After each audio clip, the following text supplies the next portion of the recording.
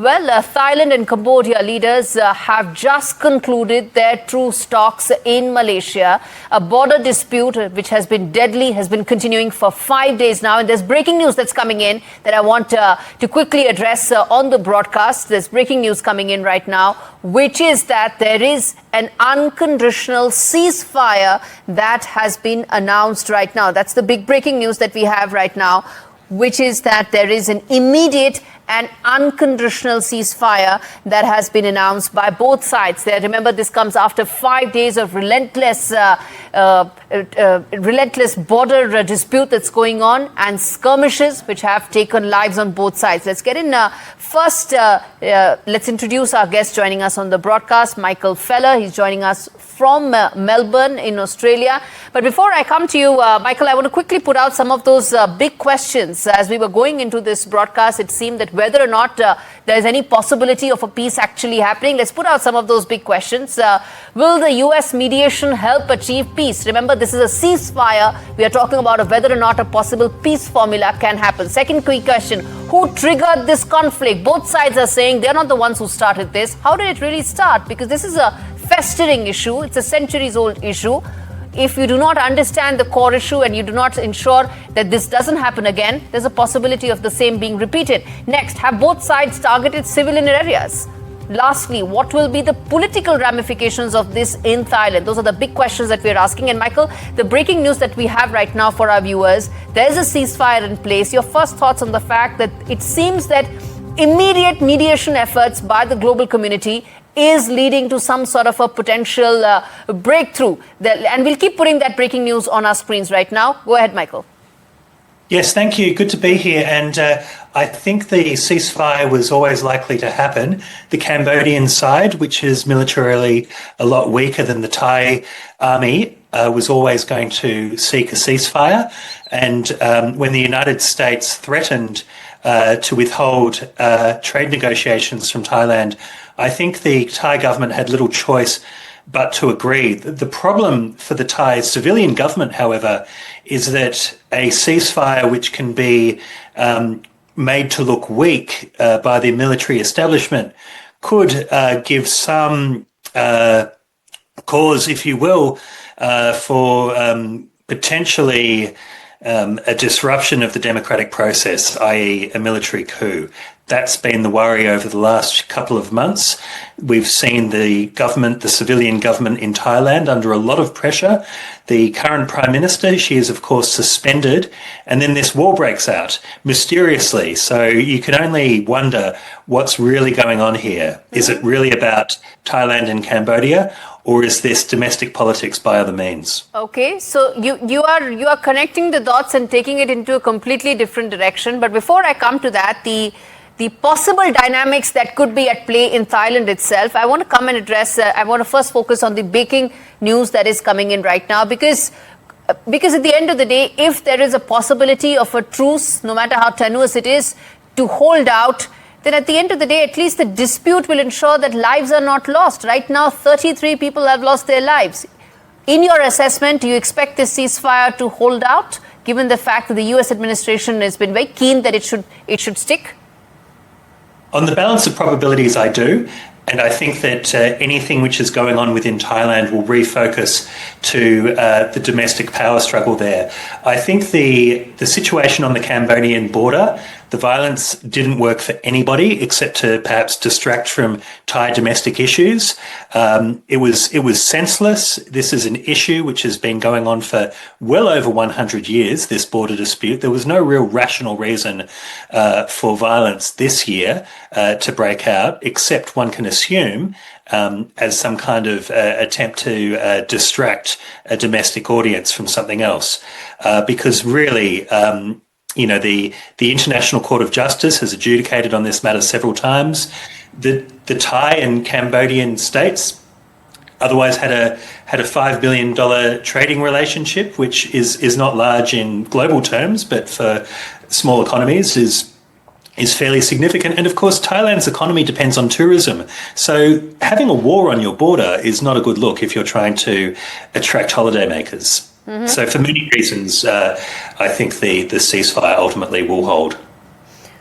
You're right about the fact that this has larger implications for the Thai economy, more so given the fact that a very large part of it actually relies on tourism. India is also the third largest provider of tourism earnings, so to say, after China and Malaysia. But in terms of the dynamics, how it plays out from here, and we're going to connect with Aamit Khanna as well to give us a sense of how things are looking on ground. But Michael, my final question to you is, while you are saying a lot to do with the Thai political dynamics that are playing out, that is likely to have an impact going forward as well, because the fluidity in Thai politics continues. That's correct. And none of the fundamental issues which are causing tensions in Bangkok are going to be resolved by this ceasefire. In fact, it gives ground for many hardliners within the military to blame the civilian government, the civilian authorities, for being weak on national security. So it's really a delicate time for the civilian government there. No doubt they will be reaching out to ASEAN and the United States and others to try to shore up their authority. But Thailand has a history of coups every few years, and even in recent history, the current government's predecessors, Thaksin Shinawatra and his sister, they were both deposed by coups in 2006 and 2014 respectively. So it's definitely not out of the realms of possibility. Okay. That could happen.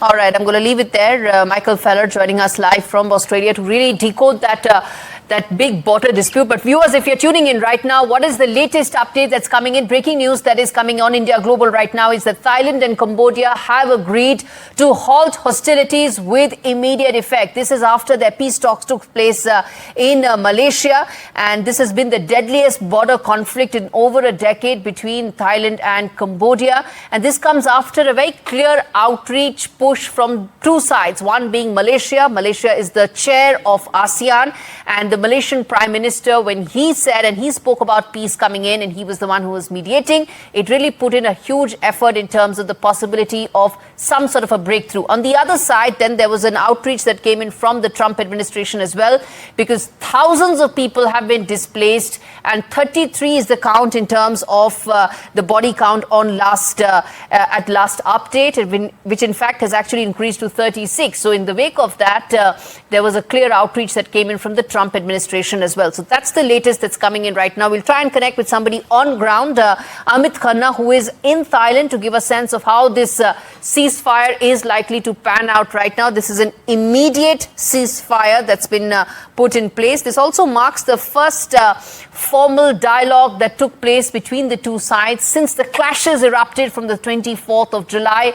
It is regarding those temples. It's a Shiva temple where the both Buddhist countries have been fighting over. Let's get in Aamit Khanna to tell us the latest that's happening on ground. Amit, it seems that there's been some sort of a breakthrough in peace talks and a ceasefire is in place with immediate effect. Yes, it's a really a sense of relief amongst Ishan workers who work in Bangkok. I could see them on the streets celebrating because they were really concerned about their families. And this ceasefire meeting was held at the Malaysian Prime Minister's residence, where leaders from both sides were present. Mm-hmm. And interestingly, that just going into these peace talks, you had the Trump administration making it very clear that they've got to figure this out. And in fact, in typical Trump style, the administration said, if you guys can't figure out, then there's no trade deal on the table. That's correct. That's how the U.S. ambassador to Malaysia was also present. He was also probably the part of the peace talks. Mm-hmm.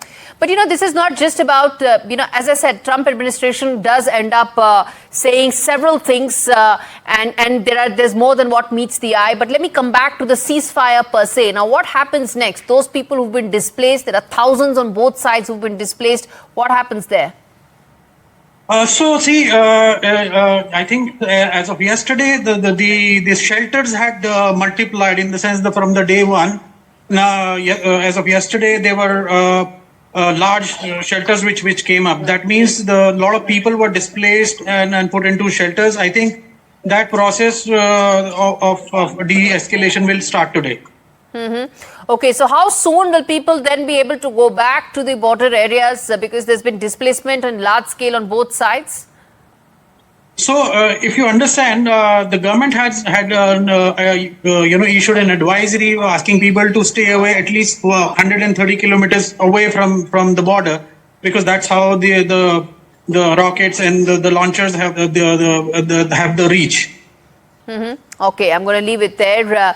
Thanks much, Aamit, for decoding that for us. Aamit Khanna joining us live from Bangkok to tell us the latest as far as what happens next after an immediate ceasefire has been announced between Thailand and Cambodia after 5 days of relentless border hostilities, which have taken and claimed 36 lives so far. So that's the big breaking news coming in on India Global viewers, that after 5 days of border clashes, the two sides have agreed to a peace deal.